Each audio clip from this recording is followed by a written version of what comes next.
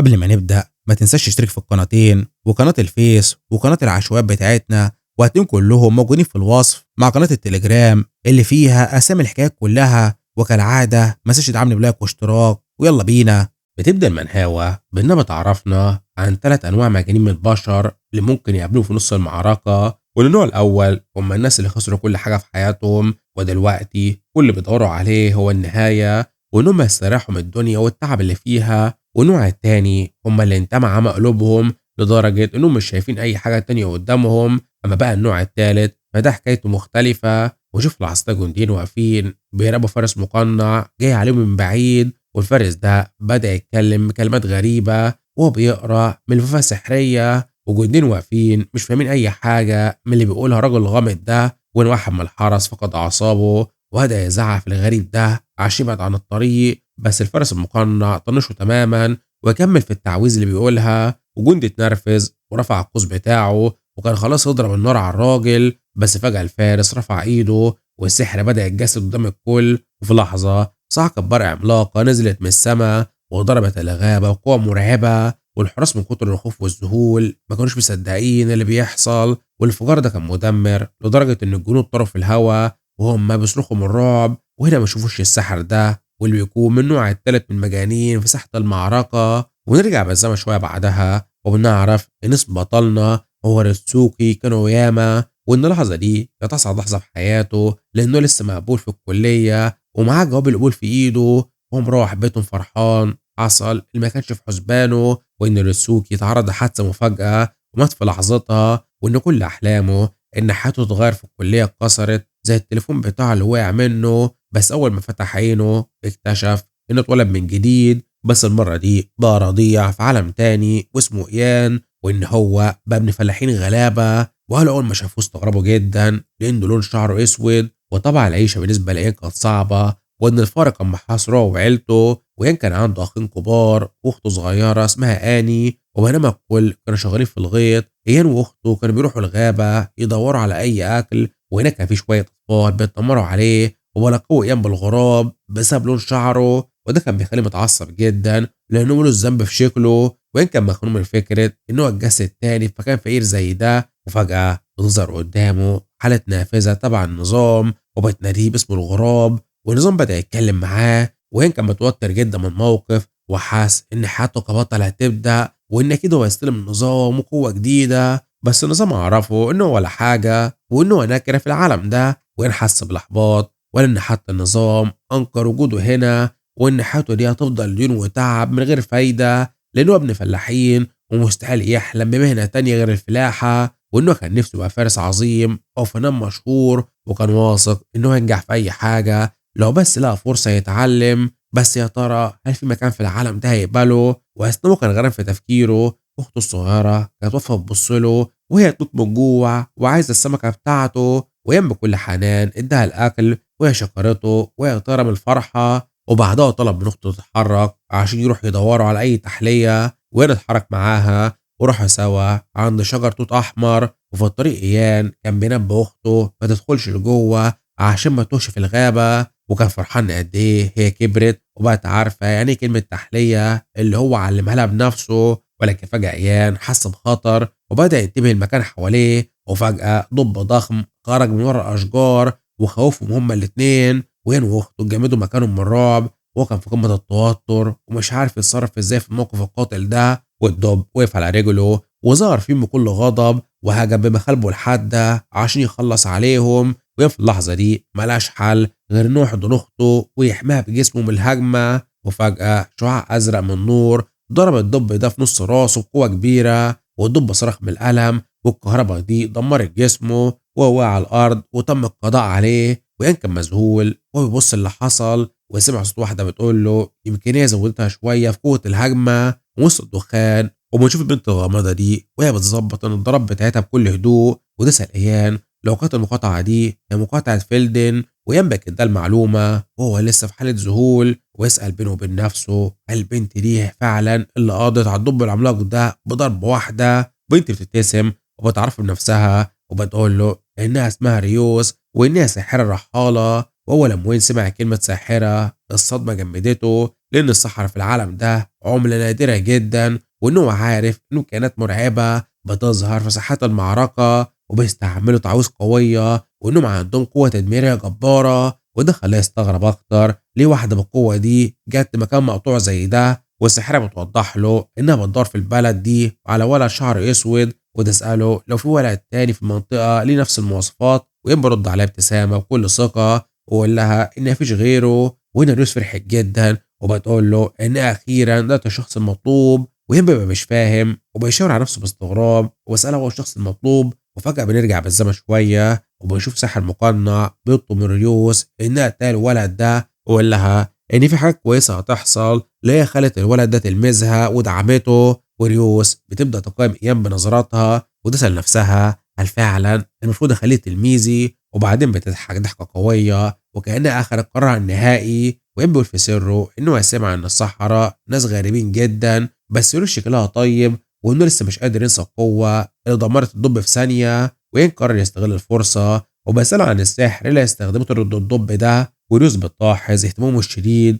وبقول لها إن اللي شافوه ده كان حاجة خرافية جدا. فبترد عليه بكل بساطة وبتقول له الموضوع مش محتاج عبقرية وإن أي حد ممكن يتعلم السحر بسهولة. وين بتحمس جدا وبيسألها يعني أنا كمان ممكن أتعلم السحر. وريوس بتبتسم وبتقول له ده ممكن طبعا اللي هو لقى معلم شاطر، وبتحط ايدها على راسه وبتقول ان ايان ممكن يبقى ساحر عظيم. وهي في اللحظه دي بيبدا يتخيل نفسه هو كبير صحراء وعنده قوه كبيره. وفجاه ريوس بتمدله ايديها وبتقول له انها تعلمه بنفسها وبتعرض عليه كنت تلمذها. ويام بيبص لايديها وبيستوعب دي الفرصه اللي هتغير حياته للابد، وان في طريق جديد فتح قدامه غير انه يفضل فلاح طول عمره. وفعلا بيوافق وبيسلم عليها وبيقبل الصفقة. ومن هنا بيبدأ تدريب إيان في بيت جميل ومعزول. وإيان اتصدم من كمية المذاكرة والدراسة اللي مستنياه. وريوس بيفهمه إن أساس السحر هو تعلم لغة برنوس،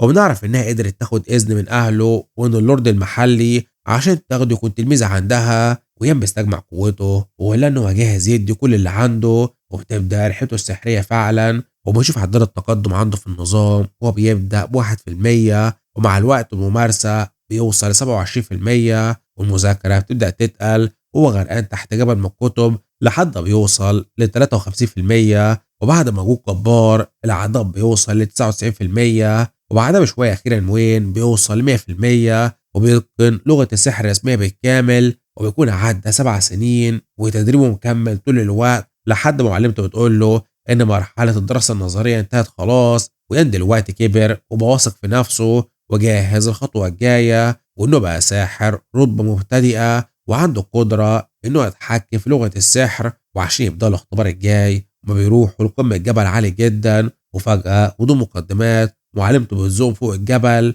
ويم بيقع بسرعة مرعبة وبيصرخ وبسألها لا مش شايفة اللي عملته ده متسرع جدا. وبيبدأ ينهار من الخوف لأن كل اللي اتعلمه في 6 سنين اللي فاتوا دول كان مجرد لغة قديمة جدا مش أكتر، وإنه مش عارف يعمل إيه. وهو بيقع بيبدأ يصرخ ويطلب مساعدة من فوق. لوز بتزعق له وتطلب منه يسمع الأصوات اللي حواليه، ويم مش بقى فاهم أصوات إيه وبيحاول يركز بس مش يكون سامع غير صوت الرياح وهي بتصفر حواليه. في اللحظة دي بيبدأ يسمع أصوات جاية من قلب الرياح نفسها ويكتشف إن اللغة اللي اتعلمها هي المفتاح عشان يتواصل مع السحر ده. وفجأة بتظهر شاشة وتقول إنه اكتسب مهارة جديدة وهو سحر الرياح. وبعد الاختبار وإنقاذ نفسه إياب بيبدأ يفهم أسرار الطبيعة، ومعلمته بتبدأ تتريق عليه وبتقول له إنه كان شكله مضحك جدا وهو بيقع، وبتشرح له إن السحرة بيستمدوا قوتهم عن طريق التواصل مع الطبيعة. وتقول له ابتسامة إن ده السحر الحقيقي. ويام بيسرح في كلامها ونوس بتقول له إنه عليه دلوقتي يستعد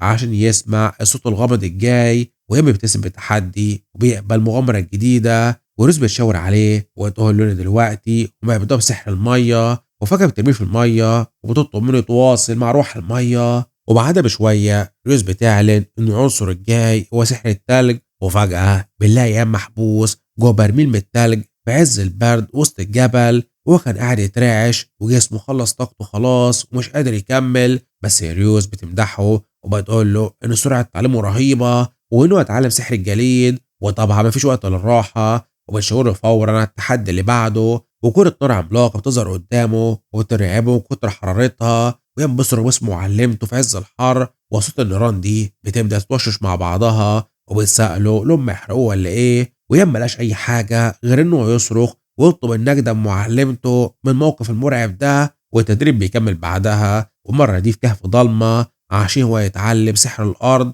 وياما بيحاول يسمع أصوات الأرض بس ما كانش فاهم أي حاجة، وبدأ يحس إنه ما عندوش موهبة في العنصر ده بالذات. وفجأة بتظهر قدامه طاقة بنفسجية وشاشة النظام بتظهر له نقط إضافية عشان تزود مهارة التواصل بتاعته، وبيبتسم وبيدرك إنه هو لاعب وعنده مميزات في العالم ده مش عند حد غيره، وبيقرر يحط النقط في سحر الأرض. وبالفعل مستواه بيزيد وبيقدر يسمع أصوات اللافا وهي بتناديه وتقول له إنه إنسان صغير، وبيفهم إن ده هو سحر الأرض الحقيقي اللي كان بيدور عليه. ويوم بعدها بيولع شعلة نار عشان ينور الكهف، وبيقرر يخرج عشان يقول لمعلمته إنه هو نجح. وفجأة بيسمع صوت غامض بيشتكي من النور اللي هو عمله، وسط ورا مذهول بيلاقي عينين زرقاء بتلمع في الضلمة، وصوت بيطلب منه ما يخافش وإنه هو الظلام. ويم بيترعب وبيجري بره الكهف وبينادي على معلمته، وبيحكي لها بكل فخر إنه هو اتعلم سحر الظلام كمان. ولويس اتصدمت لأن الظلام كان خجول وخواف جدا ومش أي حد بيعرف يتواصل معاه. وإنريوس بيتكلمه وتقول له إيه ده وقت الرحيل، وإنهم لازم ينزلوا من الجبل ده، وبتشرح له ملامح حزينة إن الطريق بتاعهم هينفصل من أول هنا، والمفروض هو يروح لمدينة كورون عشان يحضر مؤتمر هناك، وإنها بتتبنى إنه يقابل ساحر زمان يكمل معاه رحلته، وإنها حاسة إن إيان عنده انجذاب طبيعي للسحر وممكن يتعلم سحر الوقت. ووضح بعد ابتسامة، ومعلمته بتقول له إنها تستناه بعد 3 سنين في مدينة دوران. ومشهد بتحول بعدها المدينة زحمة وقت الغروب، ويوم بيكون كبر وبقى لابس عباءة وماشي بيفكر في المؤتمر وفي معلمته اللي محدش يقدر يتوقع تصرفاتها، ويسمع حد بينادي على ناس تسافر الشمال، فبيقرر يجرب حظه وينضم لمجموعة من المرتزقة في الغابة. وهم كانوا قاعدين بعدها حوالين النار بكام ساعة، وراجل كبير بيسأله ده دي أول مرة يسافر الشمال، وبيتكلموا عن جبل التنين المشهور بالتنين الحقيقية اللي بتضرب طاقة مدمرة جبارة. وقاب بيبص لإيان بنظرة استحقار وبيسأله صحيح أنت بتعرف تحارب، وبيبقى محرج ومش عارف يرد عليه. والراجل بيقول له إنه واضح إنه هو فاشل، وبيسأله هو وظيفته بالظبط، وإيان بيقرر يرد عليه ويقول له إنه هو ساحر. وفي اللحظة دي قائد المجموعة اتصدم بالمفاجأة اللي ما كانتش على باله، وطريقة تعامله اتغيرت 180 درجة، وبدأ يعامل إيام بكل احترام وتقدير. في الوقت ده كان في بنت مقنعة واقفة قريب بتراقب المشهد بفضول كبير، وباقي المرتزقة كانوا مصدومين إن في ساحر معاهم في الرحلة، وإيام بيبقى مش فاهم التوتر المفاجئ اللي حصل في المعسكر ده. وقائد بدأ يتمسكن ويحاول لصاحبه، وهنا البنت المقنعة دي قربت من إيان وقالت له لو أنت ساحر فعلا فأنت لازم توقف المرتزقة دول عند حدهم، لأنهم بيحتكروا أي حد هادي وضعيف كده، ونصحته بإنه يوريهم قوته عشان يرهبهم ويكسب احترامهم، وكده هم يحموه بكل قوتهم طول الطريق. وينسكت وبدأ يفكر في كلامها لأنه عمره ما كان من النوع اللي بيتعصب ولا بيعرف حتى يتعصب ازاي. وبينما واحد تاني في المجموعة قاعد بياكل ببرود بجانبهم، فجأة وبكل قلة ذوق نفذ طبق الأكل بتاع إيان، وين اتصدم واتنرفز جدا من الحركة القذرة دي. وفي ثانية الأرض بدأت تهتز، والراجل استغرب إيه اللي بيحصل، ومرتزق اترعب من السحر ده وبص لإيان بخوف، وين عينيه بدأت تلمع وسأله بكل غضب انت ليه تفيت في الطبق بتاعي. والراجل اتجمد مكانه من الرعب قدام إيان وبدأ يتهته ورمى نفسه على الأرض واطلب السماح من السحر ده. ومرتزق حاول يبرر جريمته وقال له إنه كان بيحاول ينظف الطبق بتاعه ويغسله، وينصرخ فيه وقال له يستعمل المية عشان يغسله. والراجل قال له إن مية النهر قذرة ومليانة طفيلات وطينة، وإن الطريقة اللي هو استعملها دي أنضف وأمن بكتير. وإن اتصدم من المنطق الغريب عن النظافة في العصر ده، وإن أكيد هم أغبياء جدا، وقرر يحل مشكلة بطريقته واستعمل سحر ناحية المعسكر. وفجأة نار شديدة ظهرت من وسط المكان، ومرتزقة اترعبوا لأنه مش فاهمين إيه اللي بيحصل. وانت المقنعة كانت مذهولة من قوة إيان، وبصوت مرعب كان أمرهم يروح يجيبوا المية فورا، وقال لهم يحطوها فوق النار ويغلوها، وقال لهم إنهم قذرين. وهنا الكل عرف إن إيان فعلا ساحر، وقرروا يطيعوه. والمعسكر هدي بعدها شوية، بس في الوقت ده كان في مجموعة من الرجال المسلحين بيقربوا في السر وحاصروا البنت المقنعة اللي قابلها إيان، وهي كانت وحدها في الغابة المظلمة. وواحد منهم ضحك بخبث وقال لها تمشي معاهم، بس فجأة ظهر شخص غامض ولابس قناع وحضن البنت دي عشان يحميها. ومسلحين استغربوا وسألوا انت مين، ومن غير انذار سهم اصاب واحد منهم وقع على الارض، والقائد بتاعهم اتجنن وامر رجالته يهجموا بالسيوف، بس الراجل مقنع شال البنت وبدا يراوغهم بخفه ويقول عليهم انهم ضعفاء، وبنت كانت طايره معاه في الهواء وهي مذهوله، وراجل قدر يهرب بيها وسط الاشجار ويختفي في الضلمه. وبعيدا عن الدوشه دي ايان كان نايم في خيمته وبيهلوس في نومه وانه مش عايز يتعامل مع المرتزقه دول تاني. وفجاه صوت الظلام الغامض صحاه وحذره ان البشر جايين عليه، وطلب منه يقوم.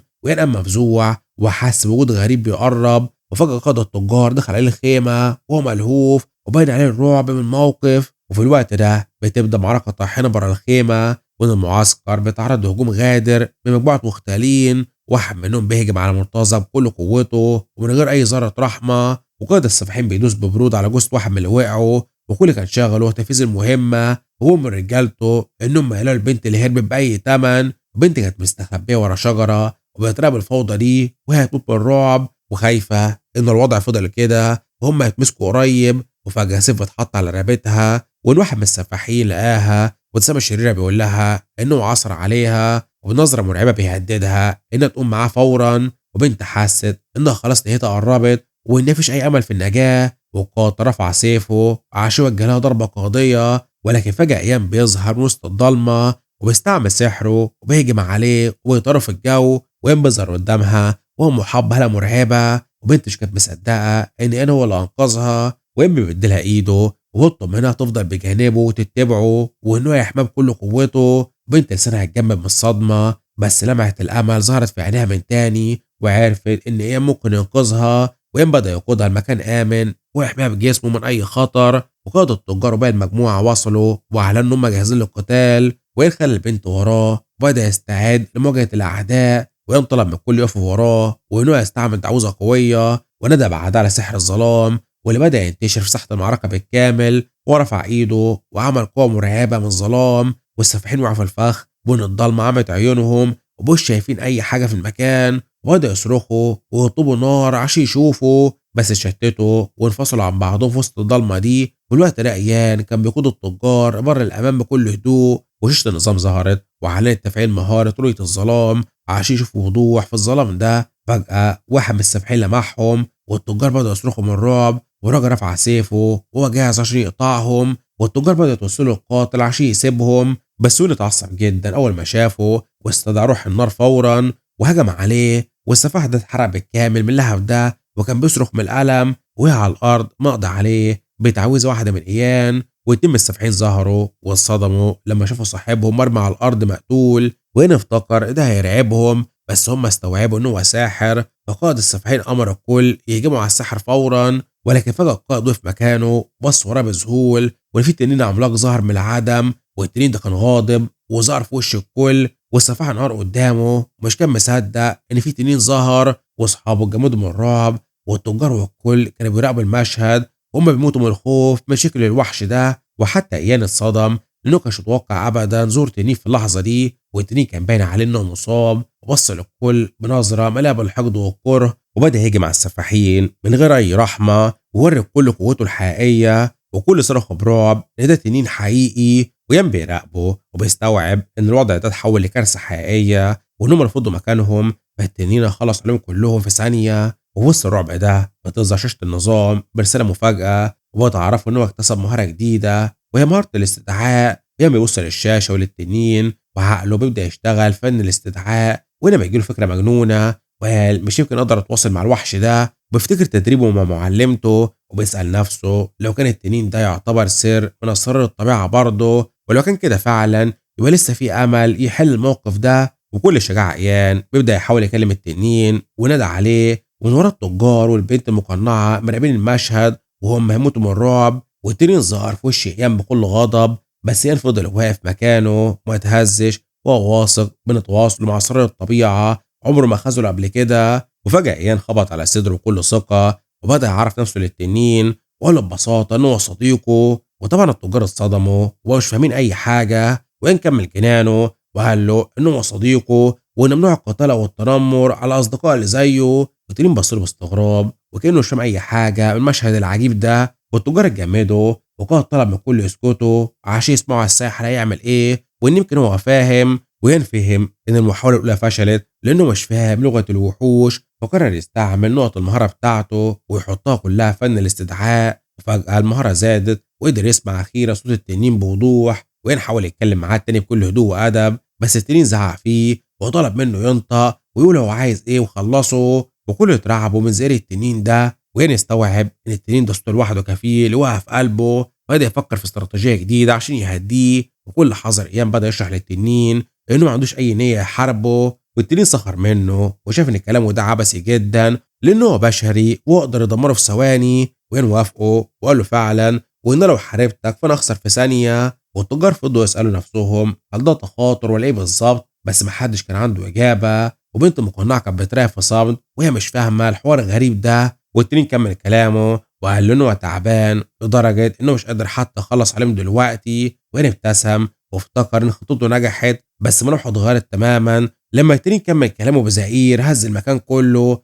وقال له بس أنا حاليا في أسوأ وضع ممكن تتخيله، وإنه مزاجه سيء جدا، وإنه عايز يقضي عليهم كلهم على الرغم إنه مش جعان. والتجار رموا نفسهم على الأرض باليأس وبدأوا يتوسلوا للإيان عشان ينقذهم. ويراقب التنين وهو عارف الموقف ده سيء جدا، وعارف إنه لازم يستعمل سحره عشان يخرجوا من المأزق ده، وإن هو لو مش قدر يقنع التنين فهم هيتم القضاء عليهم هنا. وبنكمل الأحداث. التنين ده اللي بيبص لإيان بكل غضرسة يقول له يختفي من قدامه حالا وإنه مش فاضيله. وين استوعب إن مفيش حل تاني غير إنه يفرض سيطرته ويدخل في الموضوع بقلب ميت زي ما هو اتعلم. وينسى التنين بكل جراءة هو قال إن مزاجه وحش النهارده ليه. فالتنين سخر منه وسأله وهو بيسأل ليه، وإنه مجرد بشر حقير وما يحلوش السؤال. بس يان صمم وقال له بكده أقدر أساعدك، وإن وحش عملاق زيه مش محتاجها ولكنه ممكن يساعده. والتنين ضحك باستهزاء وشاف إن إيان شخص مغرور، وبيسأل نفسه والبشر ده ممكن يعمل لي إيه أساسا، وإن أكيد هو غبي جدا. وهنا وبابتسامة واثقة إيان بدأ يستعرض قوته وعشان يبهر التنين. وطاقة سحرية انتشرت في الغابة بسرعة البرق وعملت أجواء سحرية كبيرة خلت التجار والبنت المقنعة واقفين مرعوبين ومش فاهمين إيان ناوي على إيه بالظبط. والتنين بدأ يحس بالفضول لما شاف استعراض القوة ده، ويان أطلق القوة بتاعته عشان يثبت للوحش إنه مش أي سحر وخلاص، وإنه سحر قوي جدا. والتنين ابتسم بخبث وبدأ يهتم بالكلام مع إيان، ويان عرف نفسه بكل تواضع كساحر بيبحث عن أسرار العالم اللي هم فيه. والوحش عجبه طموح وجرأة الولد ده وبدأ يبتسم، ويان حس إن المفاوضات بتاعتهم بدأت فعلا وإنهم دلوقتي يقدروا يتكلموا. وفعلا الاتنين بدأوا يتكلموا والتوتر زاد ما بينهم، بس يان حس براحة لأن الأزمة الكبيرة عدت، وإنه عارف إن الوحش ده مش هيهاجمهم دلوقتي، ولكنه كان عارف إنه لازم يفضل صاحي وما يخليش طلبات التنين تسحبه لمنطقة خطر. وفجأة إن افتكر نصيحة غالية من معلمته، وإنها كانت دايما بتقول له مفيش ساحر يقدر يستعمل السحر من غير ما يتواصل مع أسرار الطبيعة، وإن العلاقة اللي بناها الساحر معاهم مهمة جدا لأن كل سر ليه شخصية مختلفة، وإن في اللي ينفع يبقى صاحبك وفي اللي ما ينفعش غير إن هو يكون تابع ليك، وإنه اللي بيختار كده. ويان قرر بابتسامة إن هو يستعمل لسانه عشان يثبت التنين وياخد اللي هو عايزه منه. وفتح شاشة النظام يدور على حل ولا دليل عن سحر استدعاء التنانين ولا كلمة سحرية لخطته وهي العصير. وإن الدليل بيقول إن هو يديه مشروب نظيف جدا، وإن كل ما الوحش كبر لازم المشروب يكون أقوى عشان يقدر يسيطر عليه. وينقلق وسأل نفسه الخطوة الجاية في الخطة المجنونة دي، والرد بتاعه كان صادم، وإنه بدأ يمدح في التنين بطريقة كبيرة عشان ياخد منه اللي هو عايزه، ولكن هي توقف لحظتها والمستحيل، وإنه شخص انطوائي، وإنه مش عايز ياخد أي حاجة بالنفاق، وإنه عايز صفقة باحترامه بس. وخرج الأفكار دي من دماغه وقام وهو مقرر إنه لازم يخطف قلب التنين ده. ويعني عرض على التنين هدية خاصة، والتنين وافق وقال له هات اللي عنده، وإن أكيد بشري وسحر صغير زيه مش هيقدر يبهره بأي هدية. ويلف ونادى على واحد من التجار وأمره يجيب أقوى مشروب عندهم وبأقصى سرعة. وثواني والشنط والصناديق اللي كانت مليانة أزايز وكوبايات كتيرة كانت قدامهم. والتنين بص الهدايا دي وقال بقرف إيه الهدية الغريبة دي، وإن أكيد مش بيحاولوا يغروه بغباء ده. وأنا اتضايق من جواه بس رد ابتسامة وقالوا إن عندنا في عالم البشر القليل بيبقى كتير أما هم يشاركوه مع أصحابهم. وبدأ يملى كوباية كبيرة بالمشروب القوي وقدمه للتنين، والتنين شم المشروب وكان قرفان من الريحة القوية دي، وبص لإيان بنظرة مرعبة وقال له: أنت بتخطط لحاجة؟ وإن هو شاكك فيه، وإيان قال له: لأ طبعًا، وإنه ما قدرش يخطط لأي حاجة، وعشان يثبت له إن هو أمان قرر يشرب هو الأول، وإيان شرب من الكوباية دي مرة واحدة عشان يثبت للتنين إنه يقدر يثق فيه، والتجار واقفين مصدومين اللي هو بيعمله، وإن وشه اتغير وقال له إن كله تمام، بس في سره كان بيقول المشروب ده قوي بزيادة. والتنين شم المشروب تاني وبدأ يهتم ويطمنه وطلب منه يجرب بس، ونبوه وعده بإنه يكون سعيد. والتنين مسك الكوباية اللي كانت صغيرة جدا في مخالبه الضخمة وبدأ يلحس المشروب ده عشان يدوق طعمه، والكل كان مراقب بتوتر. وفجأة التنين شرب المشروب كله مرة واحدة وبان عليه إنه عجب بيه جدا، ويان سأله عن رأيه. فالتنين رد بغرور وقال له إنه مش قد كده، بس اعترف بإن المشروب ده فيه حاجة مميزة بتخلي الشخص عايز يرجع له دايما. وهنا ايان عرف ان خطته نجحت، وابتسامه كبيره قدم له كوبايه تانيه وقال له الكوبايه دي هتكون احلى بكتير من اللي فاتت. والاتنين كملوا سهره بعدها، ونيان والتنين كانوا بيشربوا تحت ضوء القمر وبيتكلموا عن مشاكلهم. والتنين بدا يشرب من البرميل بطريقه مباشره وساله هو السائل ده عباره عن ايه، ويان قال له ده عصير، وكان مرتاح ان الخطه مشيت زي ما هو عايز. بس استغرب جدا لان التنين ده خلص 7 براميل ولسه ما فقدش الوعي ومكمل شرب. وإن أدرك إن التنين ده قوي جدا وإن أكيد جسمه مش بيتأثر بسهولة، وإن خطته في إنه يهرب وهو نايم فشلت تماما لأن المشروبات اللي في العربية خلصت خلاص، وإن التنين لسه فايق ومركز. وفجأة التنين نادى على إيان وقال له إنه كان سأله سؤال من شوية، والتنين كان لسه فاكر إن إيان سأله عن سبب مزاجه الوحش، وإيان قال له فعلا وإنه سأله عن كده، وكان مستغرب من الأسلوب الجديد الخاص بالتنين اللي بدأ يتكلم بكل عاطفة. والتنين بدأ يفتح قلبه ويحكي همومه، وقال له إن العش بتاعه ضيق ومكانه وحش جدا، وقال له إن زوجته كانت شايفة المكان ده دافي ومريح جدا ولكن هو ما كانش شايف كده، وإن كان مصدوم من اللي هو سمعه. والتنين والدمعة في عينه حكى له إن كل حاجة اتغيرت لما بقى التنانين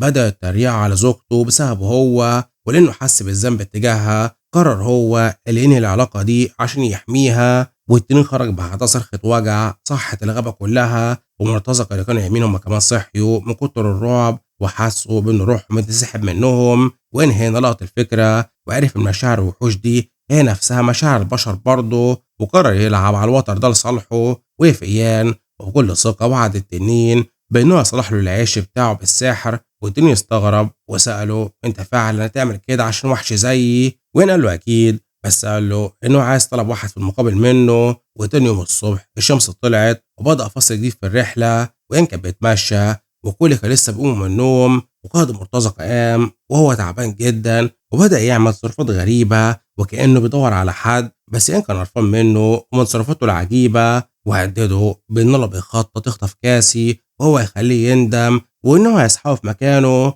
والراجل صرخ من الخوف ووقع لورا، وبقى المرتزقة هما كمان خافوا وقالوا له انهم عمرهم فكروا في كده وانهم بيحموا بحياتهم. وشرح للكل انهم صحيح يغمى عليهم بالليل بسبب زئير التنين. وكيسي سالته لو كان التنين مشي، بس قال لهم انه مستني فوق. ومرتزقة اترعبوا وافتكروا بانه هياكلهم، بس طمنهم وقال لهم انه عمل اتفاق معاه عشان يسيبهم في حالهم. ورجاله المرتزقة دول افتكروا ان ايان ضحى بنفسه عشانهم وبدأوا يهتفوا باسمه وكأنه بطل قومي انقذهم، وعملوا له اغنيه مخصوص بتقول ان هو هزق التنين ورعبه وخلاه يستسلم له. وان كان محرج جدا ومش فاهم ومكبرين الموضوع ليه كده، هم وعدوه يحموا بروحهم وانه لو مش رجع هم يعملوا تبرعات لاهله، وهو مش كان فاهم اي حاجه من الغباء اللي هم بيقولوا عليه ده. وكاسي اقترحت ان هم يتاكدوا من عدد المرتزقه، والرجاله اتضايقوا بس هي كانت حاسمه وعندها خطه تانيه، فمشيت واحده وسط الغابه. وفي نفس الوقت التنين اخد ايان جوه كهف عشان يوريه العش بتاعه،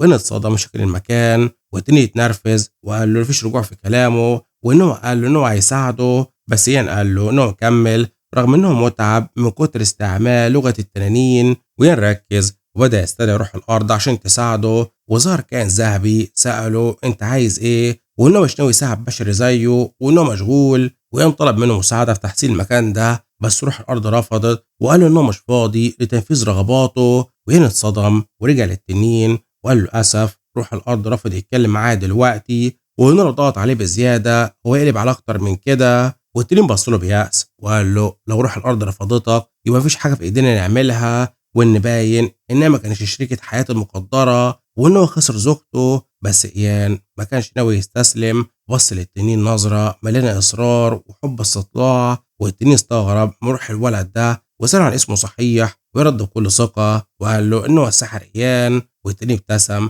وقال له إنه هو لونج تيل، وإنه من تنين الأرض اللي عايشين هنا، ويقول له إن من النهارده فهم أصحاب. مجرد ما إيان سلم عليه ظهر شاشة النظام بتاع إنه اكتسب مهارة جديدة، وهي استدعاء صديقه الجديد. وإيان حس بالذنب لأنه كسب مهارة جديدة بس لسه عملش أي حاجة صاحبه التنين. ولونج تيل نادى على إيان بنبرة فيها صداقة، وعشان يحتفلوا بصحوبيتهم عرض عليه هدية من قيمة الكنوز بتاعته. وهنا افتكر كلام معلمته إن التنانين بتحب المجوهرات والذهب جدا. مجرد ما مسك جوهرة في إيده جاته فكرة عبقرية، وإن نروح الأرض أكيد تسمع كلامي لو شافت الكنز ده. وإن استأذن لونج تيل إنه يرسم شوية على أرضية الكهف عنده، ورسم دايرة سحرية وحط بعدها الجوهرة في النص بالظبط. وكل ثقة نادى على روح الأرض تاني وطلب منه يوسع الكهف ويسوي الحيطان. في لحظة دي الجوهرة بدأت تنور بنور أزرق مرعب، وانطلقت منها قوة كبيرة جدا خلت حيطان الكهف تتحرك وتتشكل من جديد بقوة خرافية. والقوة اللي اتحركت في المكان كانت كبيرة جدا لدرجة إن لونج تيل غطى عينه، ولما فتحها لقى العش بتاعه بقصر ملكي واسع ومنظم جدا وفيه ديكورات تخطف العين. ولونج تيل كان يعيط من الفرحة، ولما سأل إيان لو الريحة الحلوة دي سحر كمان، إيان قال له لأ وده ذوقي بس، وإنه حط له بخور هنا. ولونج تيل من فرحته ادى إيان خبطة قوية جدا طيرته في الهواء، وقال له إنه دلوقتي بس يقدر يكون الأسرة والعيلة اللي كان بيحلم بيها. وإيان مش كان عارف يقول له إيه، وكان تايه مع لونج تيل والكلام الكتير بتاعه. بس فجأة ملامحه اتغيرت وبدأ يحس بتعب رهيب، وإنه مسك راسه ومش فاهم اللي بيحصل لجسمه. وفجأة غطى بقه برعب، ويان بدأ ينزف دم من غير سبب وفقد الوعي تماما وقع على الأرض. ولونج تيل اتجنن من الخوف وبدأ يصرخ باسمه وشرب من مخالبه وهو مش عارف يعمل ايه عشان ينقذه. في اللحظة دي كاسي دخلت الكهف وهي بتجري واتصدمت بالمنظر، وتنين مرعب شايل إيان الغرقان في دمه. وكاسي دخلت في حالة رعب وبدأت تصرخ، ولونج تيل ظهر في وشها وهو بيوريها أسنانه. بس هي حاولت تهديه وبتترعش وبتقول له إنها صاحبة إيان وطلب منه مش ياكلها. ولونج تيل هدي شوية لما فهم إنها تبع إيان، وبدأ يراقبها بنظرة حادة جدا. ولا تعدى بعدها وليل حل في المكان ومشوف إيان اللي بيكون نايم، وبدأ يفوق وكان لسه مش شايف أي حاجة قدامه. وقدر يفحص المكان حواليه بإيده ويقول له هو فين، وقلنا مش عارف اللي حصل واللي جابه هنا. واتفاجئ بإيد شخص ناعمة جدا وهو كان مستغرب ويقول إيه كف القطط ده وإنه ناعم زيه. وفجأة كاسي بتقاطعه وتسأله لو هو صحي أخيرا، وإنها كانت قلقانة عليه. وإن اتفزع وقام مكانه بسرعة ولقى كاسي اللي كانت معاه في المجموعة منيمة على رجلها وبتعتني بيه. وكان لسه مشوش وسألها انت بتعملي ايه هنا، وكان فاكر انه لسه بيحلم. بس كاسي طلب منه يرجع ينام تاني، وجات قلقانة عليه وبتقول له ما تقومش كده فجأة وان انت متعب ومرهق. وان حط ايده على راسه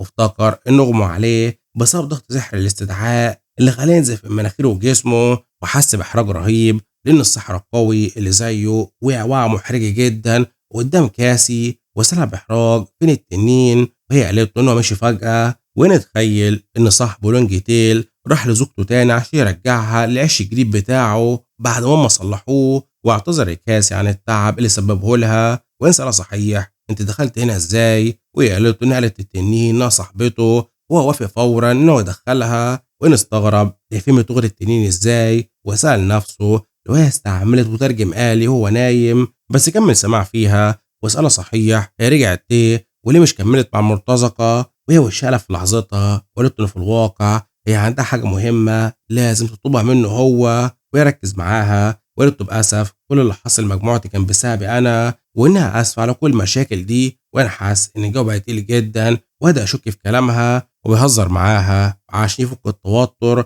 واسألها لو طلعت قصة وناوية تسرق كل اللي معايا. وإنها كاسب قصته بكل هدوء وقالت له في الواقع هي كبت عليهم وإنها اسمها مش كاسي وإن هي عندها سر. وفجأة كشفت عنوتها الحقيقية وقالت له في الواقع هي بارونة وإنها من نبلاء المملكة دي. وإن فكرها نكتة وهي بتضحك عليه، بس هي أكدت له إنها اسمها لوسي من عيلة تاليان وإنها بنت نبيلة وقالت الناس اللي هجموا عليهم دول كانوا جايين يخطفوها بأمر من خطيبها، ونفكر إن ده مجرد خناق عشاق وده ملوش علاقة بيه. بس لوسي قالت له الموضوع أخطر من كده بكتير، ولوسي كشفت له إنها كانت بتهرب عشان خطيبها مش يوصل لها. بس بعد اللي شافته امبارح هي فقدت الثقة إنها تقدر تهرب لوحدها، ومسكت إيد إيان وعينيها مليئة بالأمل، وطلب منه يساعدها في الهروب. وإيان سألها ليه أنت بتهربي وعمل لك إيه بالظبط، ولوسي حكت له إن عيلتها تاليان كانت بتعاني من نقص في الفرسان ومعارضة للهجوم، وعشان يحموا نفسهم اضطروا يوافقوا على جوازة سياسية من قائد مرتزقة سابق وقوي جدا.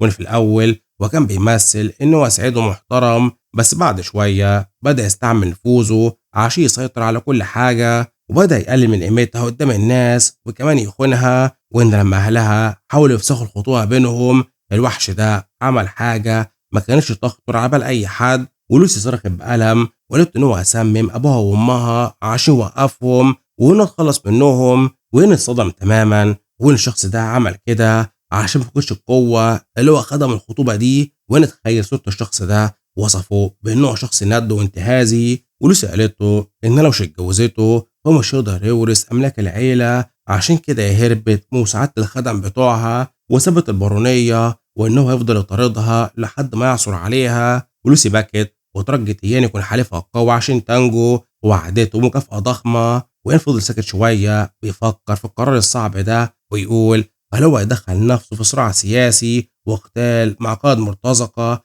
عشان ينقذ الأميرة لوسي، وينسى لوسي بكل صراحة وليه انت واثقة فيا كده، مش يمكن انا اسلمك ليهم عشان الفلوس. ولوسي ردت عليه بكل ثقة وقالت له الراجل ده بخيل وانه مش هيديك اكتر من كام عملة فضة، ولكن انا لو ساعدتني فهي هتديله كل حاجة. ونتفاجئ وسألها ليه هتديله كل حاجة بجد، ولوسي قالت له مش بتكذب، وعرضت عليه بيت عيلة التاليان بالكامل والممتلكات بتاعتهم كمكافأة لإنقاذها. في اللحظة دي الصمت انتشر في الكهف، وإن استوعب إن العرض ده معناه إنه ممكن يتجوزها ويبقى من طبقة النبلاء، ودي فرصة ذهبية لابن فلاح زيه. بس هو يكون كل اللي شغله دلوقتي هو السحر وبس، وينقرر إنه مش مستعد لسه لمهمة انتحارية زي دي، وقالها الأفضل تدوري على حد شاطر في استعمال السيف. ولوسي عينها اتملت دموع وحست إن الأمل ضاع. بس ين قام وقف وقال لها بس بإنك عرضت مكافأة فأنا أساعدك عشان تهربي من أعدائك وتوصل بر الأمان، وبعد كده كل واحد يروح لحاله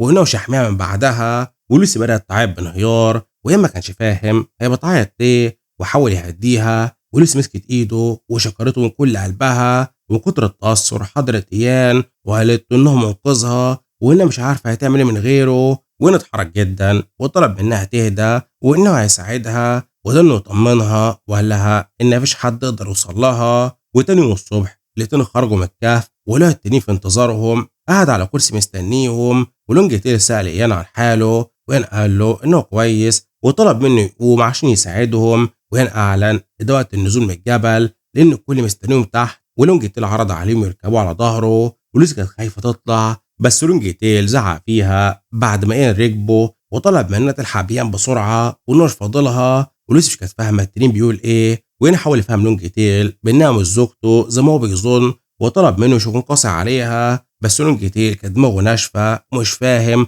وقال له إنها زوجته. ويمد إيده لوسي ابتسامة وساعدها تركب، ولونج تيل انطلق بيهم بسرعة عشان يوصلوا المجموعة وراح بعدها الغابة. وبشوف مرتزق والتجار كانوا قلقانين، والقائد بتاعهم قرر إنهم يستنوا إيان لأنه وثق في قوته. بس للأسف بعد 10 دقايق بالظبط المختلين البلطجية دول حصروهم وقبضوا عليهم، وقائد السفاحين هدد المرتزقة بسيفه وقال لهم هسيبكم تعيشوا لو سلمتوني البنت اللي شعرها أزرق. والتجار عرفوا إنه يقصد لوسي واتصدموا وندي فرصتهم، وقائد طلب من أتباعه يدوروا عليها بسرعة. هما دول يبحثوا في المكان وقالوا لنا مش موجودة، وهو ضحك وعرف إنها هربت. والتجار فضلوا يصرخوا باسم إيان، هما بيموتوا من الرعب وبيسألوا يرجع امتى عشان يحميهم. وفجأة واحد من الرجالة صرخ وإن الساحر رجع وإنه راكب تنين عملاق، والتجار قعدوا يعيطوا من الفرحة وإنه رجع عشانهم. وقائد السفاحين مش كان فاهم يعني ساحر راكب تنين، وبص ناحية الغابة ولقى تنين بيجري عليهم بسرعة مرعبة،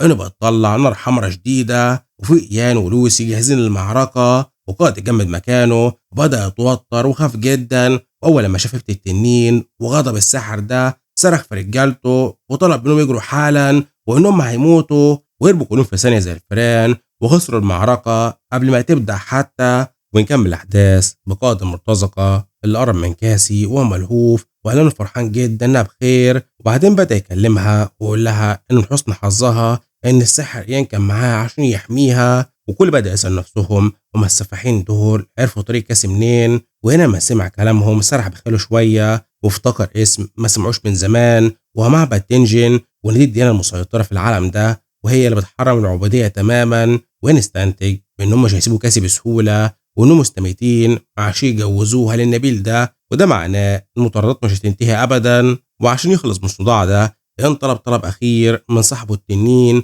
وقال له يروح يخلص على السفاحين دول ويمسح آثارهم لو لزم الأمر. ولونجيتيل ابتسم وقال له أكيد، ودي هتكون مهمة ممتعة. وينوف بعدها يراقبه وهو بيجري وسط الغابة، وقال في نفسه إنه عشان هو يعيش في العالم ده هو لازم قلبه يبقى أجمد من كده. وفجأة إيان حس بألم شديد في راسه وعرف إنه هو زود على نفسه الحمل باستعمال لغة التنانين. كاسي قربت منه وهي قلقانة، بس هو طمنها وقال لها إن هو تمام. وكاكا مراقبهم وابتسم بخبث وسألهم لو انتم مرتبطين ولا ايه. وطبعا الاتنين اتحرجوا من السؤال ده، وهم كملوا بعدها في رحلتهم. ويان رايح في العربية عشان كان عايز ينام، وفتح عينه فجأة على شعار من النظام وقال له إن التنين بتاعه قضى على 11 بشر في الغابة. وانا اتواصل مع لونجيتيل وشكره، ولونجيتيل رد عليه وقال له انه يعمل اي حاجة عشان يشوف صديقه فرحان. بس للأسف وقت وداعهم جه ولونجيتيل ما قدرش يخرج بره نطاق الجبال، عشان كده مش هيقدر يروح يساعده.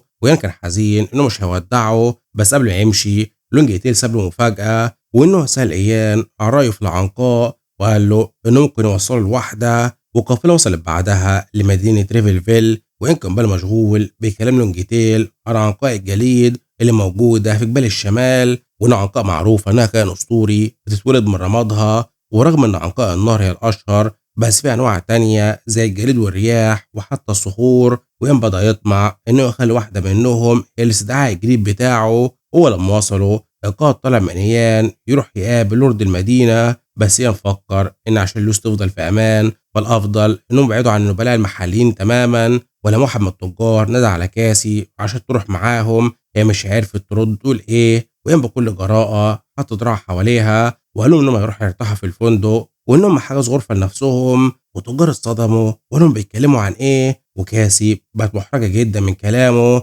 والقائد ضحك وإنه كان عارف إنهم مرتبطين. وما مشوا بعدها، وكاسي سألت إيان أنت ليه بتمثل إننا مع بعضنا، ويرد عليها وقال إنه بيعمل كده عشان يبعد الأغبياء عنهم. وكاسي استغربت وسألته هو ليه بيبقى محترم ومتواضع مع عامة الشعب رغم إنه هو ساحر قوي جدا. وانبص لها وبدأ يشرح لها الفلسفة بتاعته في التعامل مع الناس، وإن القوة مش لازم تخلي الواحد يتكبر على الضعفاء. وينكشف لكاسي سر تواضعه وقال إنه في الأصل ابن فلاح بسيط في الأرياف، ولكن هو بيقتدي بالمعلم بتاعه اللي كان شخص طيب جدا وبيحترم الكل. وكاسي سمع الكلام في صمت وبنى عليها الإعجاب بقصة كفاح إيان. وإن سأل عن خطتها الجاية، هي قالت له النار هتقابل الكونت كاتنا، وإن ده يبقى خالها وهيساعدها تهرب من خاطبها. وتسمى خبيثة قالت له إنهم هو خالها دايما كان علاقاتهم شديدة ببعضهم، وإن كده وهيساعدها. وإن ما ارتاحش الجملة دي وحس الموضوع وراه تعقيدات تانية. وجاسي كملت كلامها وقالت له إن أي حد في العالم يتمنى يتجوزها،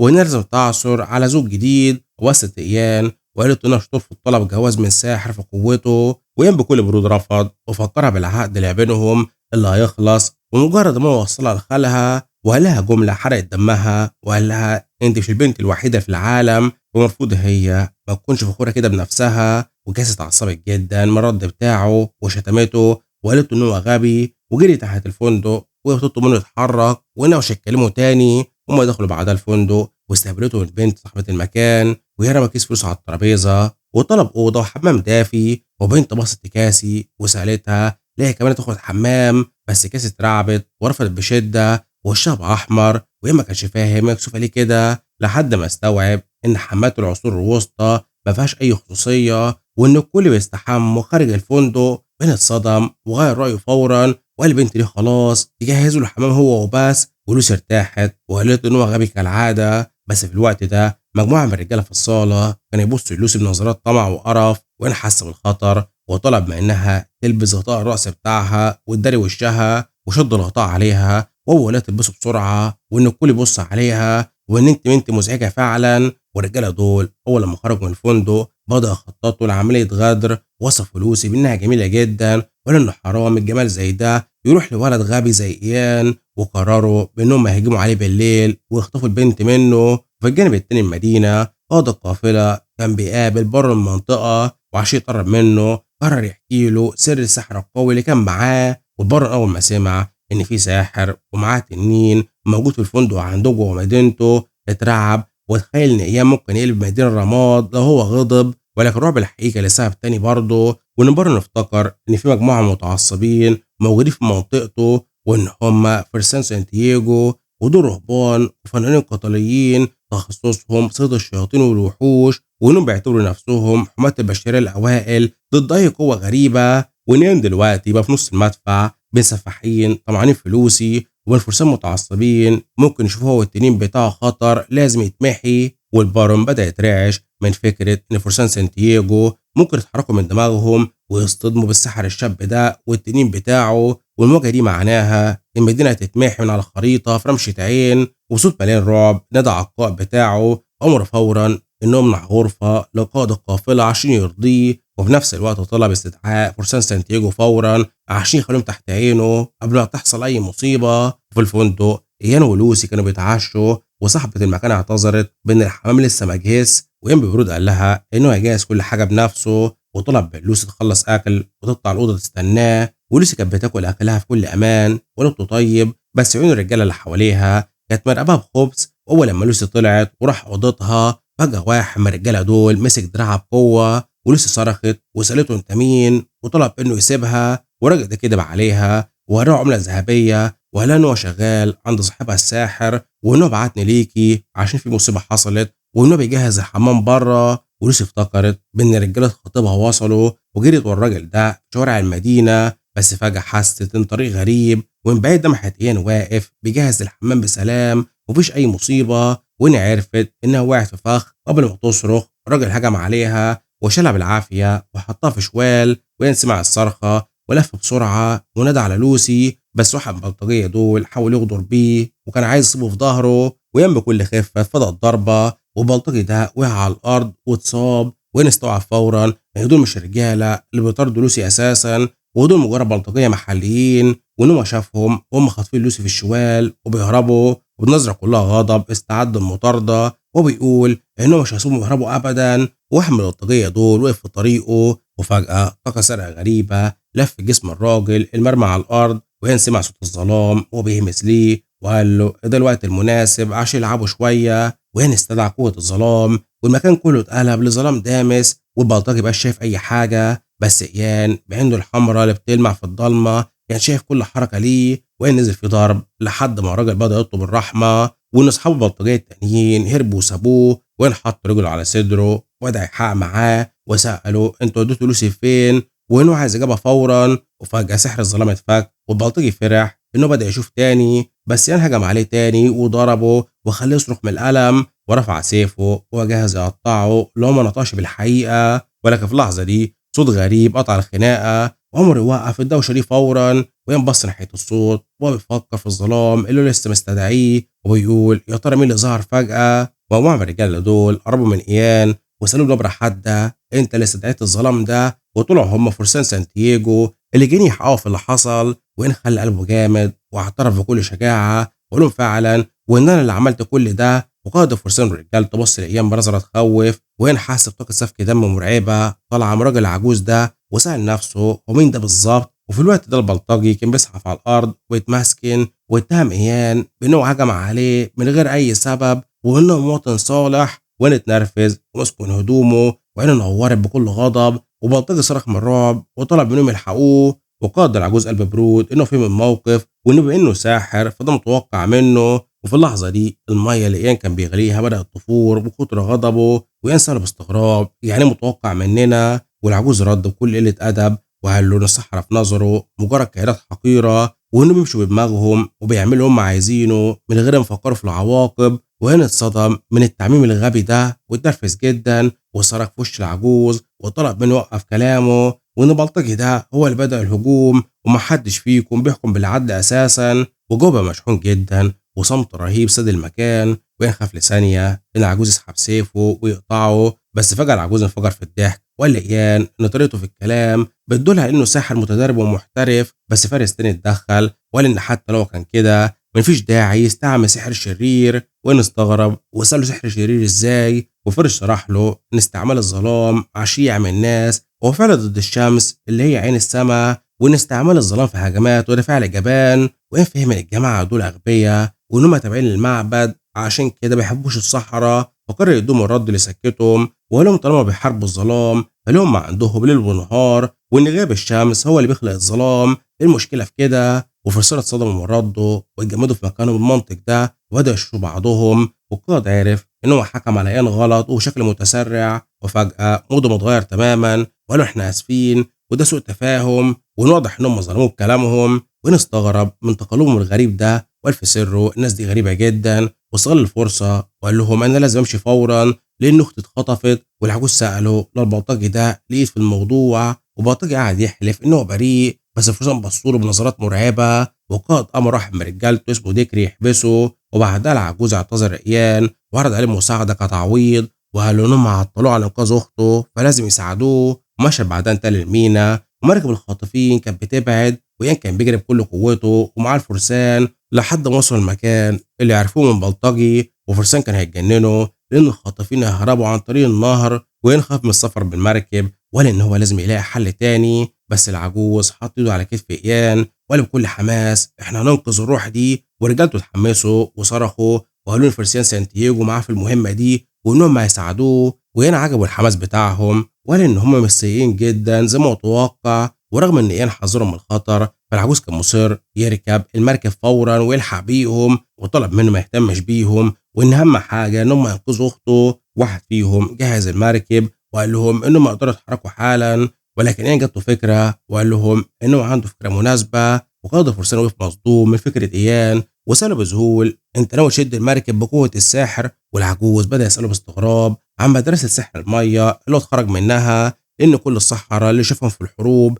بيستعملوا نوع واحد بس من السحر. وفوق كل ده هو شايف إن واحد لسه في المستوى المبتدئ ده زي إيان المفروض ما يعرفش يستحمل السحر ده، ولكن إيان اتجاهل كلامه وركز المنى بتاعته وطلب من الكل يتراجعوا. وفجأة انطلقت موجة عملاقة من الطاقة خلت الفرسان يتصدموا ويجمدوا مكانهم، وإن إيان صنع موجة تسونامي صغيرة وجري بسرعة البرق ناحية مركب الخاطفين دول. وقائد العجوز كان هيقع من كتر الذهول وإن السحر ده أقوى من أي حاجة هو شافها من أيام الحرب. وعلى المركب التانية الخاطفين دخلوا في حالة رعب هما شايفين المية بتطير فوقيهم، وفي ثانية الموجة خبطت في السفينة وقلبتها ورمت المجرمين كلهم في مية النهر. وبعد شوية على البر إيان كان واقف بيراقب الفرسان وهم بيسحبوا المساجين دول بعد ما قبضوا عليهم. وفجأة لوسي جريت عليه واترمت في حضنه وهي بتعيط من كتر الراحة، وقالت له إنها كانت خايفة جدا. والراجل العجوز قرب منه وقال له بالضحكة أنت بتخلي البنت تعيط كده ليه؟ والمفروض يواسيها. وإيان ضمها بحنية وقال لها شفاك كتير النهارده، وفضل يهدي فيها وهي منهارة من الخوف من اللي هي شافته.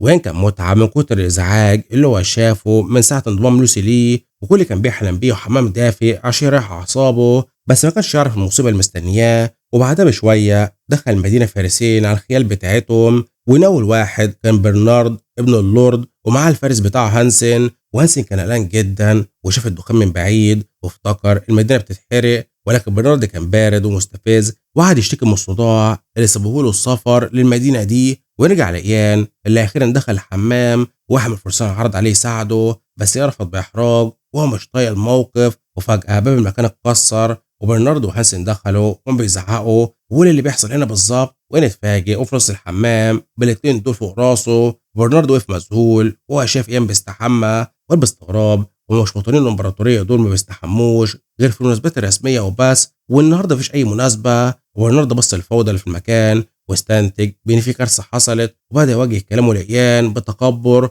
وطلب منه تقرير مفصل عن الدوشه دي. بس قبل ما إيان ينطق القائد العجوز اتدخل وقال لبرنارد انه يشرح له كل حاجه. وبرنارد اتنرفز وقال له وانت حاشر نفسك ليه؟ وانه مش ساله هو. وان العجوز رمى قنبله وقال له عشان الولد ده مش مجرد مواطن وده سحر قوي جدا، وقائد العجوز لقط فورا ان برنارد بدأ يخطط حاجه في دماغه اتجاه ايان، وقال انه لازم يتصداله. وبرنارد وقف بكل غطرسه وعرف نفسه بانه وريث عيلة كولتس وسمه مستفزه. امر ايان انه يخرج من الحمام فورا عشان يسلم عليه. وهنا بنفهم حركه النبلاء دي وانهم بيستفزوا السحره عشان يختبروا قوتهم، وان لو السحر سكت يبقى ضعيف ولو غضب يبقى قوي جدا، وان بالطريقه دي هم قدروا يسيطروا عليهم. وهنا افتكر كلام لوسي وفهم اللعبه وراب برنارد وبكل برود رفض ينفذ اوامره. برنارد اتصدم وزعق فيه وقال له انت بجد ترفض كلامي؟ وامر فارسه هانسن بانه خرج جنبه بقوه وين قرر يجاريهم في اللعبه دي. وفجاه هاله مرعبه طلعت منه وهو بيسال برنارد اللي هو قال عليه انه مخادع. وبرنارد وهانسن اترعبوا من المنطقه دي ورفع ايده وبدا يخلي كل الخشب في المكان يطير في الهواء. وهانسن فقد اعصابه وقعد توسل ايان انه وقف السحر ده وانهم بيعتذروا له، وان نزل حاجات بابتسامه وقال لهم طيب وانه هيرحمهم. وبرنارد وقع على الارض وهو دايخ من كتر الرعب، وين راقبه واتسائل اللي هو زودها شويه، وان في النهايه وابنه البارون. وتاني يوم ايان راح لقصر البارون وهناك هو اعتذر له عن قله الادب اللي ابنه عملها ويرضى بتواضع وقال له ما يهتمش. والبارون ساله عن معلمه ولمان قال له اسم معلمته. البارون استغرب وقال له هي اللي راحت الجنوب عشان الاكاديميه وما راحتش لدقية بار او روكسان. وحكى لايان ان الوضع مشتعل بين الدقيتين دول وممكن تقوم حرب كبيره بينهم. وين قال له انه مش رايح الجنوب وانه رايح الشرق يدور على اسرار السحر. والبارون قرر يديله هديه كتعويض وفتح قدامه صندوق فخم فيه عصايه سحريه اسطوريه لسحر قوي جدا من الماضي، والعصا دي اسمها خطوه الريح. وين مسكها وحسب طاقتها ورغم انها باينه قدامه بانها اداه سحريه مش غاليه قوي هو قرر يقبلها. وشكر البارون على الهديه دي ورجع بعدها الفندق وهو فرحان بالعصايه الجديده بتاعته. بس لوسي استقبلته بسرعه وصرخت باسمه وهي منهاره. هنا اتخض وسالها في ايه وسالها المصيبه اللي حصلت وعشان تخليك تصرخي بالطريقه دي. ولوسي وشها كان مخطوف وقالت له بلهفه الموضوع خطير جدا وانها محتاجه مساعدته. وشدته من دراعه وجري بيه على الاوضه وقالت له ان هم لازم يتعاملوا مع الموضوع ده حالا يا اما هم الاثنين هيبقوا في كارثه. وبنكمل الاحداث بلوسي اللي دخلت الاوضه وهي بتجري وكانت عماله تشد في ايد ايان وورته قفص جواه غراب اسود وقالت له بلهفه ان الغراب ده محتاجك جدا. وهي ما كانش فاهم حاجه منها. بص القفص واستغرب وسالها لو ده غراب بجد. وقائد فرسان العجوز اتدخل وشرح له الموقف وقال له ان في سياق لقط الطائر ده وكان ناوي يخليه وجبه الغداء بتاعتهم، بس لوسي منعته. ولوسي وعينها بتلمع من الحماس قالت له ان انا سميته ريفن وده غراب مش عادي وان اجتماع مع بعضهم كان قدرهم وانه مش شايف دي معجزه. وقام بيراقبها ويكون مستغرب وانها غبيه جدا وان الكلام ده ومش فاهم منه اي حاجه. بص للصياد وقال ببرود انا اسف على الدوشه دي وانه صدعه وطلب منه ياخده يطبخه وياكله. وبص لوسي وطلب منها مش يزعجه بعد كده وانه مش فاهم الغباء اللي كانت بتقوله ده وانه هو ساحر ومش فاهم بتتكلم عن ايه. والصياد فرح وقال له طيب وانهم هيجهزوه على الغدا. ولكن فجاه صوت غامض ومرعوب اتردد جوه راس ايان وهو بيستغيث بيه ويطلب منه يلحقه وانه عايز الرحمه. وينصرخ في الصياد وطلب منه يستنى. ومسك الغراب وهو بيساله في سره انت ايه حكايتك وزوه بيتكلم معاه كده. والغراب فضل يصرخ ويطلب النجده وينحس ان الغراب مش فاهمه وان مهاره الاستدعاء بتاعته مش شغاله بكامل قوتها لقله تواصل الصحراء مع الحيوانات زي دي. والصوت فضل يرن في دماغه والغراب بيستغيث لحد ما غضب بطريقه كبيره وطلع غضبه في الغراب وطلع منه يخرس خالص وهو ينقذه ويقول له يهدى عشان يعرف يتصرف. والغراب سكت فعلا وبص ليان بخوف وينقل في سره انه حتى لو مش فاهم الكلام يبقى هو قادر يفهم لغه الجسد وفهم زعيقه. وصادف مصدوم وسال ايان هو انت اتكلمت مع الغراب؟ وين قال له فعلا وانه غراب مش عادي. ولوسي طارت من الفرحه وقالت انك عارفه انه مش طار طبيعي. وقائد العجوز ضحك وقال لوسي ان انت طالعه لاخوكي بالظبط وانها اكيد ساحره زيه. ولوسي بدات تتفخر بقوتها وموهبتها السحريه. وين قعد على الترابيزه بعدها وبدا يربط جناح الغراب المصاب وبيعالجه عشان يرجعه لحالته. وقال له ان كده الجناح ده يخف ويبقى تمام قريب. والغراب لقط افكار ايان انه ممكن يسيبه بعد ما هو يخف ونط بسرعه على ايد ايان وبص له ودنه يتحايل عليه وطلب منه بعدش عنه والناس دي بتخوفه. وهن قال له طيب وقال ده صداع شكله مش بيخلص. ومن غير ما يستأذن الغراب طار ووقف على كتف ايان وقال له انهم اصدقاء من اول دلوقتي. ولسه سالته ابتسامه هناخده معانا ويان وافق لحد ما يخف بس. ولوسي اقترحت يسموه اوبسيديان، بس يان شاف الاسم ده طويل جدا وقال لها هنسميه اوبرون. والغراب اوبرون كان فخور جدا بالاسم ده وكان سعيد بيه وقال لهم انه موافق. ولوسي جات لها فكره وقالت لإيان ايه رايك نسافر مع فرسان سانتياغو وان السفر معاهم يكون امان وهيحمينا من اي قطاع طرق. وين فكر في الموضوع وشاف انه اقتراح ذكي، بس المشكله لو ما كانوش ماشيين في نفس الاتجاه. بس في اللحظه دي القائد العجوز قرب منهم وقعد يتكلم بابتسامه وقال لهم ان الترحال في طريق زي ده بالنسبه لساحر مع بنت هيكون خطير جدا، وان ايه رايكم نعمل صفقه متبادله ومفيده للطرفين. والعجوز كشف لايان ان فرسان سانتياغو في طريقهم لمقاطعه سينا عشان يصطادوا وحش مرعب ظهر هناك. وهنا وبرون بصوا له باهتمام. والعجوز سأل إيان عمرك سمعت عن وحش منتكور؟ وهنا بنعرف إن منتكور كان أسطوري مرعب ودموي جدا معروف بقسوته الشديدة وهنا بيتفن في القضاء على البشر. وهنا اتصدم وسأل أنت بتتكلم جد وإن أنت عايزنا نصطاد منتكور سوا؟ والعجوز رد بذكاء وقال له لأ، وهنا مش عايز أرميك في خطر ملوش لازمة، بس الصراحة لو سحر بقوتك عرض المساعدة فأنا أكيد مش هرفض. وطلب منه يسمع العرض وقرر براحته. وقائد العجوز كمل كلامه مع إيان ووضح له ان الطلب ده ملوش علاقه بصيد المنتكور نفسه، وحكى ان جماعه الرهبان اللي اسسوا فرسان سانتياغو لما راحوا يصيدوا الوحش ده طلبوا مساعده الساحر التاني في المنطقه، بس هم طلبوا مساعده بطريقه وقحه وفرضوا عليه التعاون. والنتيجه ان هم كانوا هانوا الساحر ده وضايقوه. والعجوز قال له ان دخولك انت كساحر زيه وباسلوبك ده هيهدي لعب كتير عن دخول الفرسان، وانهم محتاجين الساحر التاني ده يتعاون معانا ويفكر في الموضوع، ولانها صفقه مش بطاله. وقال ان هو هيروح يهدي الساحر ويكسب حمايه ومرافقه الفرسان دول لوسي. وافق يعني على العرض بتاعه وبدات رحلته مع الفرسان دول واللي كانوا بيوفروا له من الحمايه طول الطريق. وان الرحله كانت خاليه من التوتر،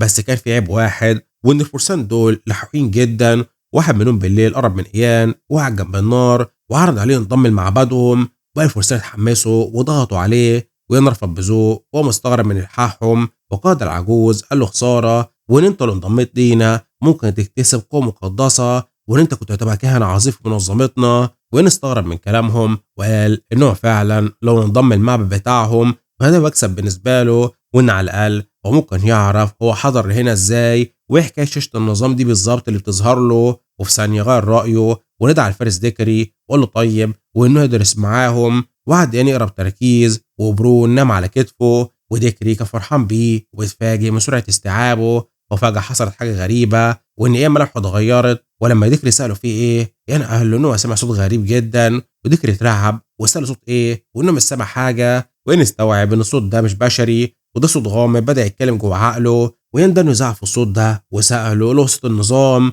وصوت رد عليه وقال له ممكن. وين اتنرفز جدا وبدا يساله اسئله كتيره وساله ايه شاشه النظام وليه انا اتولدت هنا بالذات. وكان ده قعد يضحك ويستهزئ بالموقف وقال له انه مش هيجاوبه. وين كان غضب جدا وطالب باجابات فوريه، بس الصوت اختفى ومرضاش يرد عليه. وين كان غضب جدا وده انه يشتمه وصح كل المعسكر وقال له انه عايز اجابات حالا. وفصلت اتخضوا وحاولوا يهدوه بس هو مش كان سامع ليهم. ومن اليوم ده يان قرر انه يدرس وينضم للمعبد عشان يعرف يوصل للصوت ده تاني. والفعل ظهر شاشة النظام وبشرته بمهارة جديدة وانه قدر يتعلم الفن المقدس، ورسالة قالته ينضم للمعبد وان كل ما هو يكتسب قوة مقدسة اكتر كل ما قوته تكبر اكتر. وان جاته صدمة واستوعب اللعبة وان الشخص اللي بيكلمه ده مش هو النظام وده المؤلف اللي كتب الرواية دي ورماه جوه العالم ده وقعد يتسلى عليه. وانغاظ جدا وكان عايز يفتح حوار طويل مع المؤلف ده وبص للسماء وقال ان مفيش حل تاني غير ان اجمع نقط مقدسه كتيره وادور على اسرار الطبيعه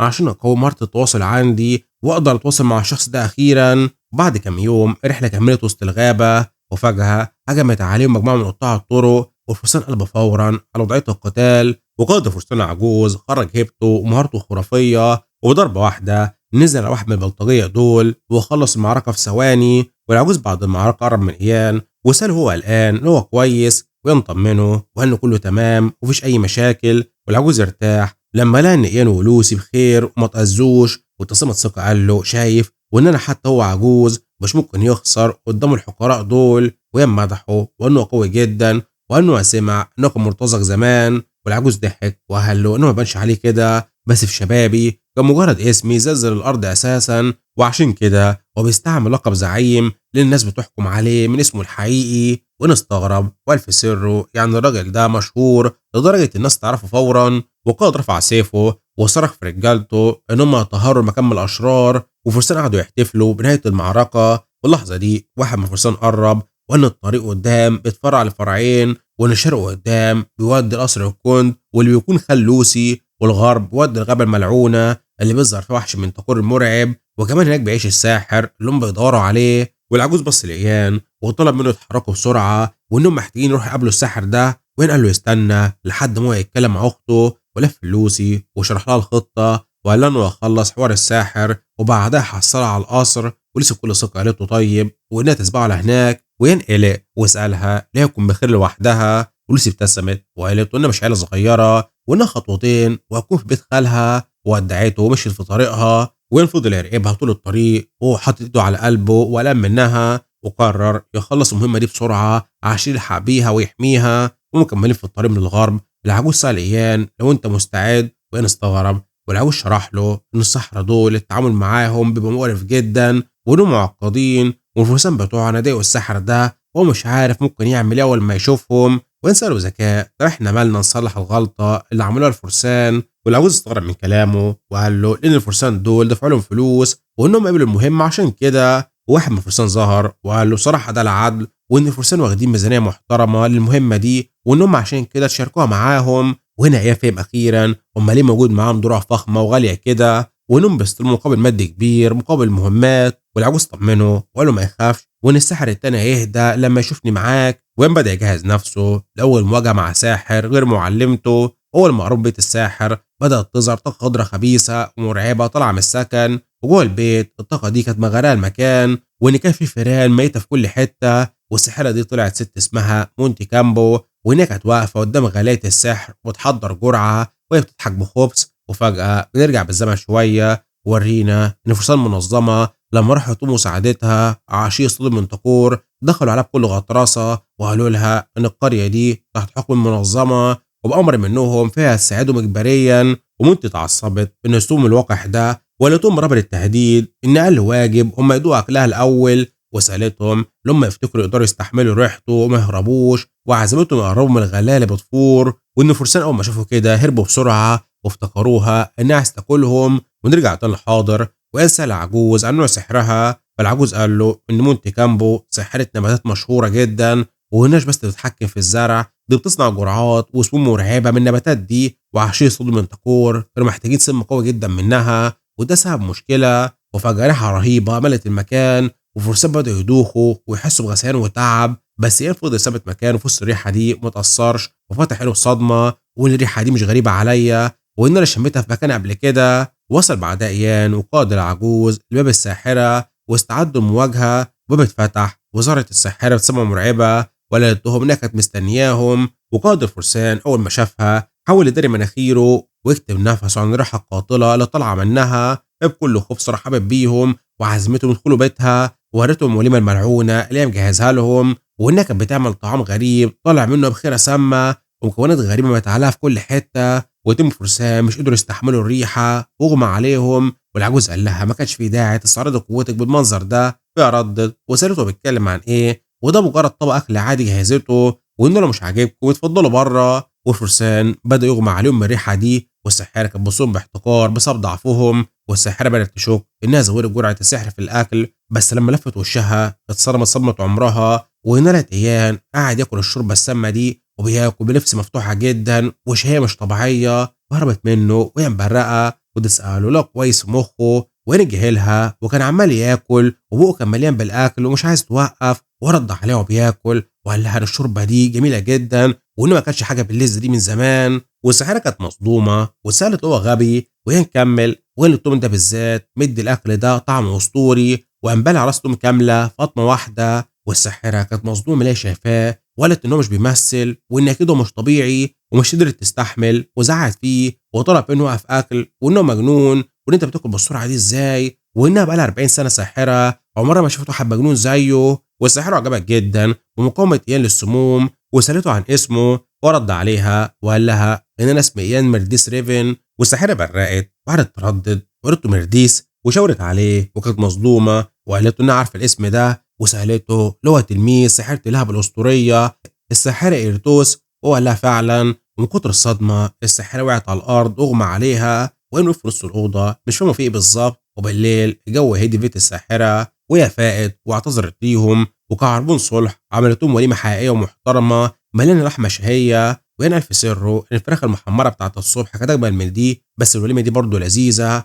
وقعدوا كلهم على الترابيزه، والساحره سالتهم على رحله سيد المنتقور، وملامح جد حذرتهم وقالت لهم مهمتكم دي هتكون مستحيله، وان كنت كانت بنفسه عين صيادين محترفين، والوحش برضه هجم عليهم كلهم وخلص منهم. والعجوز رد على بثقه وقال لها انه جاهز، وهي سالته لو وصل منتقور قبل كده. والعجوز قال لها انه عملها كم مره في شبابه لما كان بكامل قوته. والساحره لفت ايان وسالته عن رايه، وانه اتوتر شويه، وهي قالت له بانه تلميذ اريتوس فانت اكيد ساحر قوي جدا متكامل. وانه افتكر تعليم معلمته ان الساحر ما يتدخلش في حاجه ملوش فيها غير بحكمه، بس فكر في رابطه السحره وان دي المنظمه اللي بتراقب استعمال السحر في العالم، وخاف لو رفض يساعد الفرسان المنظمه تزعجه وما يقدرش يواجه معلمته او يطلب مساعده من اي ساحر تاني في المستقبل. ونظرة اصرار بص الفرسان اللي مستنيين كلمته وقال الساحره انا معاكم في رحله الصيد دي. وتاني يوم الصبح الفريق دخل غابه الملعونه، والجو كان كئيب ويخوف، وين حس ان في مصيبه هتحصل.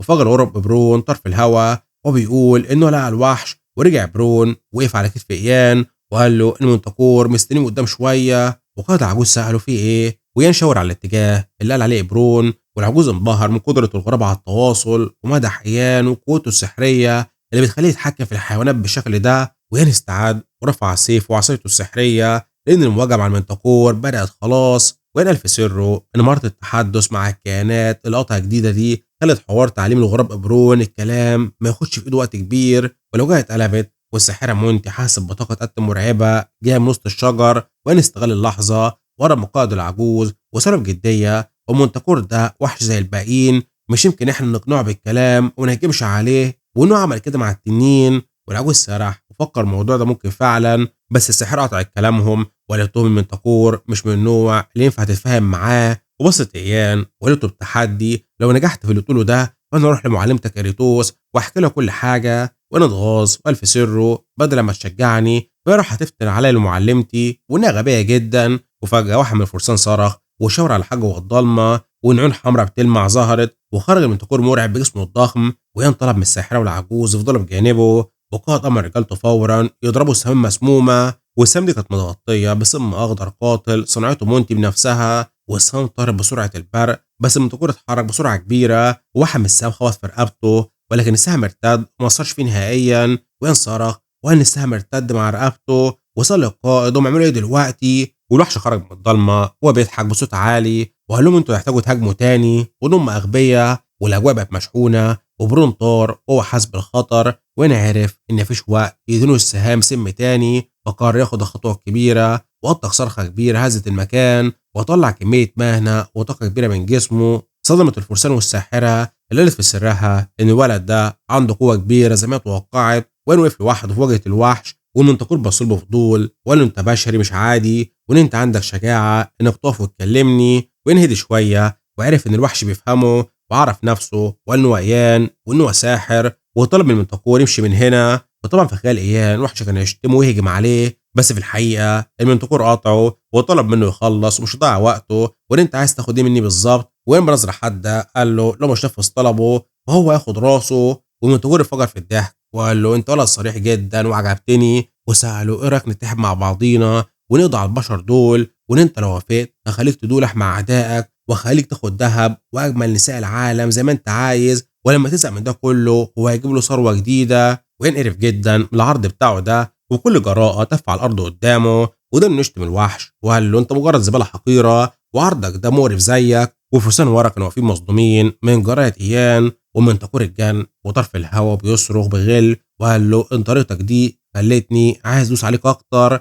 وين بدأ يقرا تعويذه قويه والساحره مونتي دخلت مساعدته وانها رمت بذره كبيره على الارض، وفي ثواني طلعت نبته عملاقه وفروعها لفت حوالين جسم منتقور وشالت حركته في الهواء. والعجوز انبهر وسألها بذهول انت عملت ايه؟ فردت عليه بسخريه وقالت له انها بتاكل من تاكور، وانها كمان اكلت الفرسان اللي بجانبه مش تلحق تنقذهم، وطلب منهم يخلصوا عشان يساعدوها، وان هم لازم يقتلوا الوحش حالا وينجري بسرعه البرق مع المجموعه ووصل مكان القتال. وسال العجوز هم ينقذوا الفرسان اللي جوه ازاي، بس العجوز كان مرعوب وانبص بجانبه واتصدم وان النبات اتدمر والفرسان اللي كانوا فيه اتصابوا بطريقه كبيره، وديكري كان مرمى على الارض وجسمه كله متدمر وسايح في دمه. وديكري اتنفس بالعافيه وقال للقائد ان هو اسف وان منتقور هرب ودمر النبات، والعجوز حضنه وهو بيبكي وطلب منه ما يهتمش وين اتجمد في مكانه، وبيقول ان ده اول مره يشوف فيها حد بيموت قدام عينه. وافتكر كلامه مع ديكري واستوعب ان ده مش لعبه ولا عالم فانتازيا، وان ده واقع مرعب والموت فيه حقيقي، وينجري بسرعه ونزل بجانب ديكري ومسك ايده وابتسمت امل فكرا بكلامه وقال له فاكر لما علمتني ان في اشخاص صالحين في العالم ده بيمتلكوا القوه عشان يساعدوا غيرهم. وديكري بدا يعيط وابتسم وهز راسه وقال له فعلا وانه هو فاكر. وفجاه طاقه زرقاء كبيره بدات تشع من جسم ايان وبدا يقول انه مش هيسيبه يموت وانه لازم ينقذه هنا. والنظام سال ايان لو هو حابب ينقذ ديكري، وين قال له فعلا وانه عايز ينقذه، وين ضغط على ايد ديكري وفجاه انفجر الطاقه والنور ازرق عملاق من جسم الفارس المصاب وغطى الغابه كلها. وقائد صرخ بذهول وسأل ايان هو عمل ايه، وديكري فتح عينه وبص للنور اللي طالع من ايد ايان وهو مش مصدق، وان جسمه كله بدا يتعالج وان نفسه وقف مصدوم وكان مبهور من قوه الشفاء الخارقه اللي بدات تخرج من ايده وتنقذ حياه ديكري. وبخلص انا ملخص الجزء الرابع من هوا. وسأل فيديو اسم الساحره اللي القائد راح يطلب منها المساعده، عرفت في الكومنتات. مش يصلي لكم الاشتراك. سلام.